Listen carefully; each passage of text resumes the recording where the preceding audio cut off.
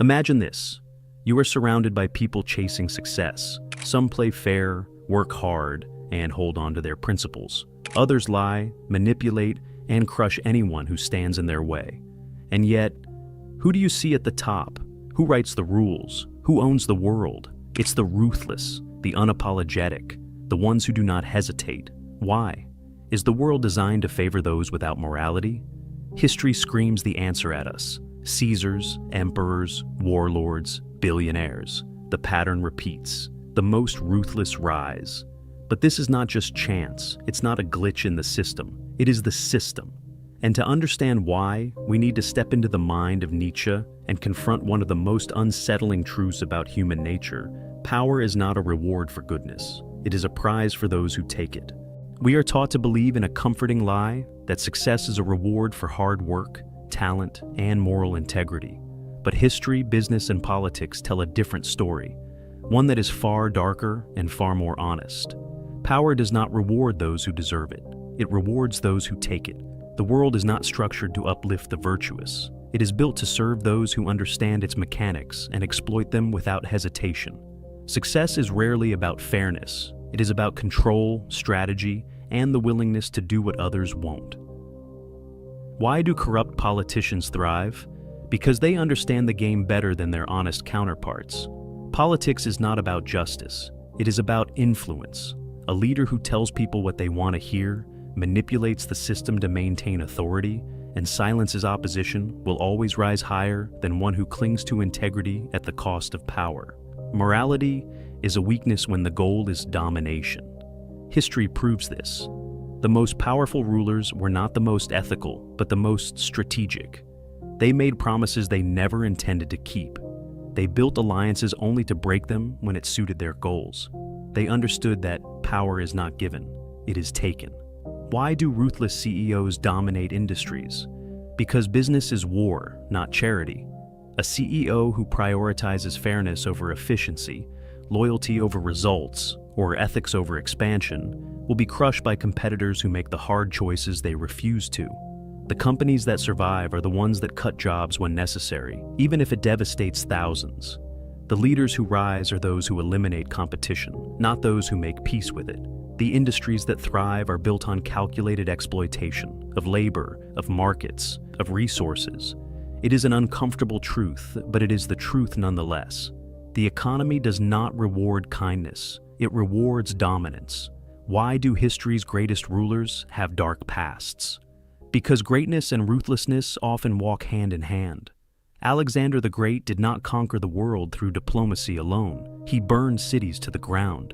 Julius Caesar did not rise through honor. He betrayed the Senate. Napoleon did not build an empire by following the rules. He rewrote them in his favor. Power is never about kindness. It is about control. The rulers who left a mark on history understood this simple fact. A leader must be feared before they are loved. Fairness is an illusion, a tool to keep the weak in line.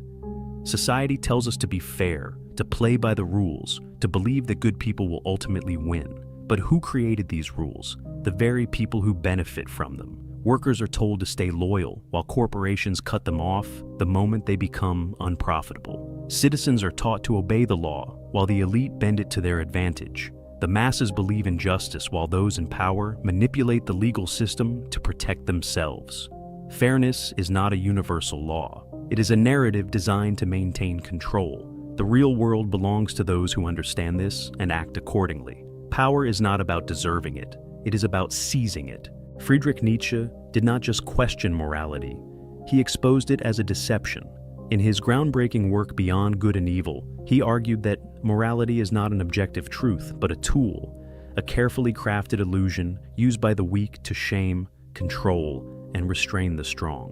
What we call good and evil are not universal laws, but social constructs designed to serve the interests of different groups. Weak people, unable to seize power themselves, create moral systems that demonize strength and ambition while glorifying submission and meekness.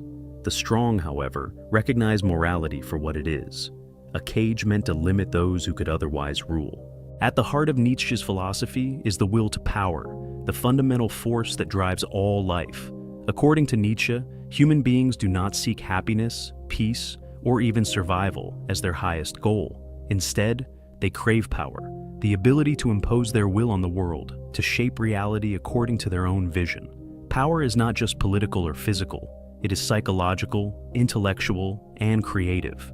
The greatest minds in history, philosophers, artists, warriors, and rulers, were not passive seekers of truth or justice.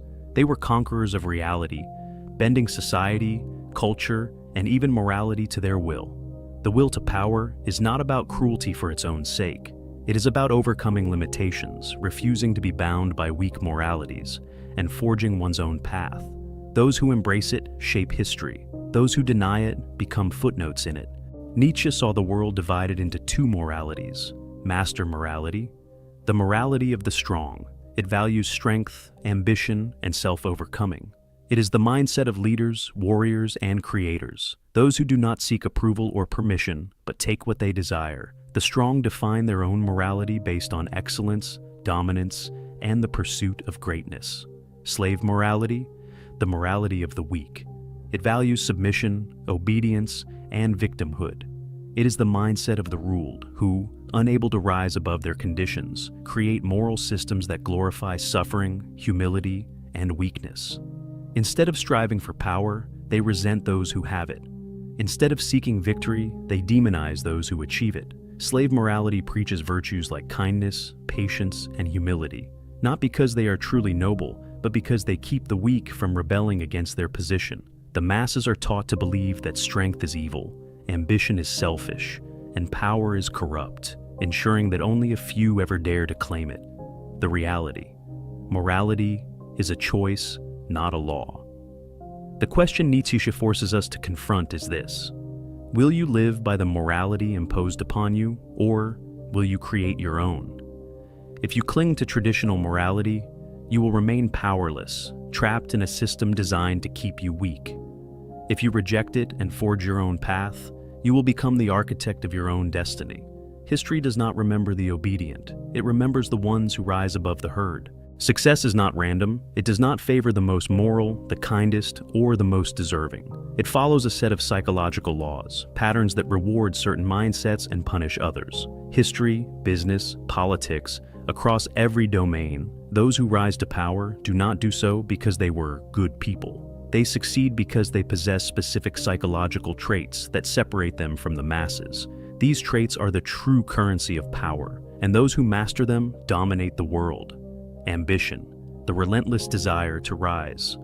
The first and most crucial trait of winners is ambition, a hunger so deep that nothing can satisfy it except victory. Ordinary people settle, they accept their circumstances, making peace with mediocrity.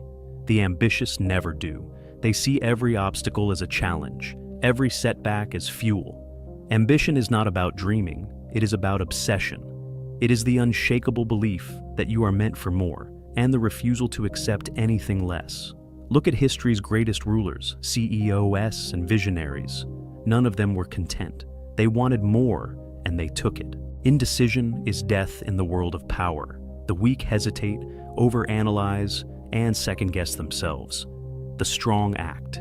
Decisive leaders make decisions with speed and confidence. They do not wait for the perfect moment, they create it. Indecisive people let opportunities slip away, paralyzed by fear of failure. The winners? They take risks while others are still debating. A decisive mindset does not mean making reckless choices. It means trusting your instincts, committing to a path, and adjusting along the way. Most people avoid risk because they fear loss, rejection, or failure. The powerful embrace risk because they understand it is the price of victory. Fear is what keeps the weak in place. They fear change, they fear standing out, they fear the unknown. The powerful see fear as a compass. If something scares them, it means it's worth pursuing. Think of the most successful figures in history. Conquerors, entrepreneurs, revolutionaries. None of them played it safe. They were willing to risk everything because they knew fortune favors the bold. Strategic ruthlessness, knowing when to play by the rules and when to break them. The world preaches fairness, but those who rise to power understand a brutal truth. The rules are only real if you believe in them. The powerful do not blindly follow rules, they analyze them. They play by them when it benefits them and break them when necessary. They understand when kindness is a weakness and when it is a weapon. Strategic ruthlessness is not about being cruel. It's about being effective. It means removing emotion from decisions, cutting off what holds you back, and doing what must be done, even if it is uncomfortable. The cold truth: success favors strength, not morality. The world does not reward kindness, morality, or fairness. It rewards those who understand and apply the psychology of power. Winners are not the most ethical. They are the most ambitious, decisive, fearless, and strategic. If you want to rise, you must develop these traits, because in the end, power belongs to those who take it. Power is seductive, but it is also dangerous. Those who climb to the top through ruthlessness, manipulation, and sheer dominance may believe they are untouchable. But history tells a different story. Those who fail to master power ultimately lose it. Ruthlessness can secure power, but it does not guarantee longevity. The same force that elevates a ruler, a CEO, or a conqueror eventually becomes their downfall. Julius Caesar, the target of his own success. Julius Caesar was one of the most brilliant and ambitious leaders in history. He was ruthless in battle, cunning in politics, and charismatic enough to bend the Roman Republic to his will. But his downfall? He became too powerful. The Senate saw him as a threat to the Republic. His allies became his enemies. His ambition, once an asset, made him a target. In 44 BC, he was assassinated by those who once stood by his side. His fate was not a coincidence, it was a consequence. Napoleon, the man who conquered too much. Napoleon Bonaparte reshaped Europe, turning France into a dominant empire.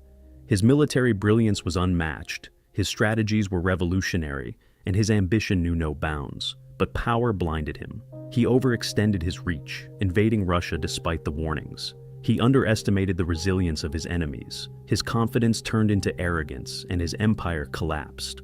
From emperor to exile, Napoleon's story is a testament to the fact that those who do not control their hunger for power are eventually consumed by it.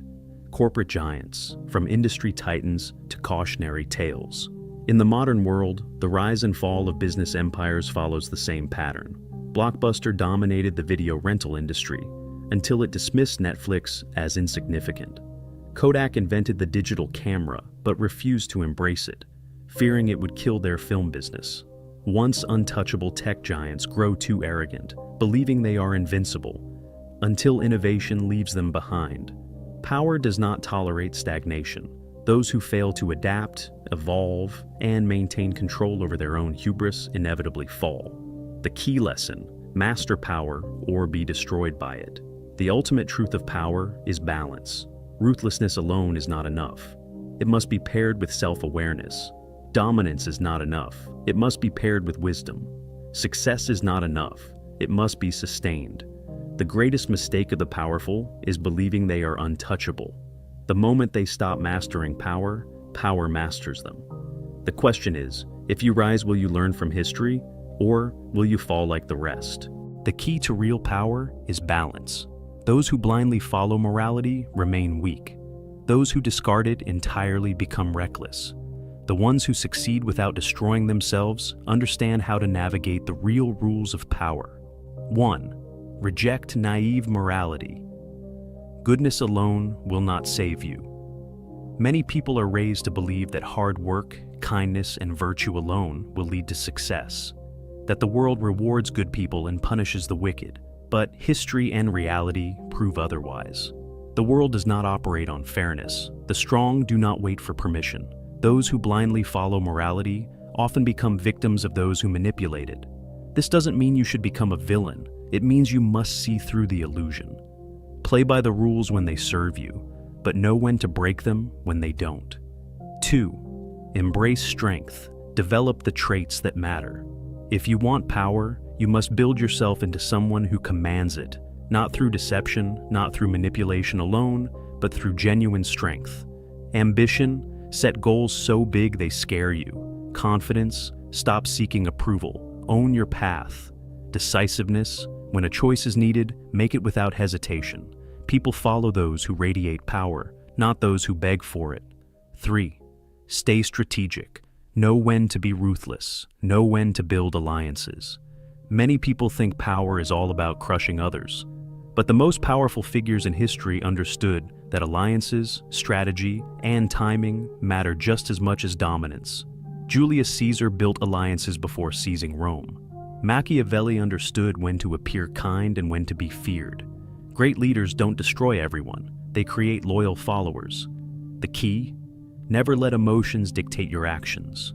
If ruthlessness is required, use it. If kindness benefits you, embrace it. Your morality should be a tool, not a cage. 4. Adapt and evolve. Only those who change survive. If history has taught one lesson, it's this. Those who fail to evolve are doomed to fall. Empires collapse when they refuse to adapt to new enemies. Businesses crumble when they ignore innovation. Leaders fall when they become too comfortable. The true masters of power understand this. Rigidity is death.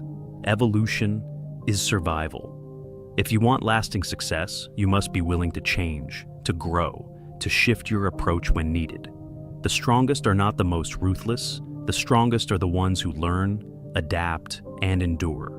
The balance of power and morality. Power does not have to corrupt. Success does not have to destroy. The greatest leaders, thinkers, and conquerors understood that true strength is not in blind ruthlessness or blind morality, but in mastery over both. Will you be a pawn of the system? Will you be a brute who rises only to fall? Or will you take the third path, strength without corruption? The world does not operate on fairness. It does not reward morality, nor does it punish evil. It rewards strength. It rewards those who understand how power truly works, those who are strategic, ambitious, and fearless enough to take what they want. Most people live in an illusion, believing that hard work and virtue alone will lead them to success. But history tells a different story. The people who rise to the top are not necessarily the smartest or the kindest. They are the ones who understand the game and play it better than everyone else. Power belongs to those who see reality for what it is, not for what they wish it to be. Power itself is neither good nor bad. It is a tool, a force of nature, a weapon that can build empires or destroy civilizations. In the hands of fools, it leads to chaos. In the hands of tyrants, it leads to suffering. In the hands of the wise, it shapes the world. If you want power, you must be willing to embrace the truth. Success is not given, it is taken. You must be willing to make hard decisions, to step outside of conventional morality, and to claim your place in the world. But remember, power without control leads to downfall. Those who rise without understanding its dangers are doomed to be destroyed by their own arrogance. So, the real question is, will you master power, or will it master you? If this message resonated with you, if you crave deeper insights into power, philosophy, and psychology, then subscribe to the channel, challenge yourself, rise above, become more. Like this video, share it with those who need to hear the truth, and comment below.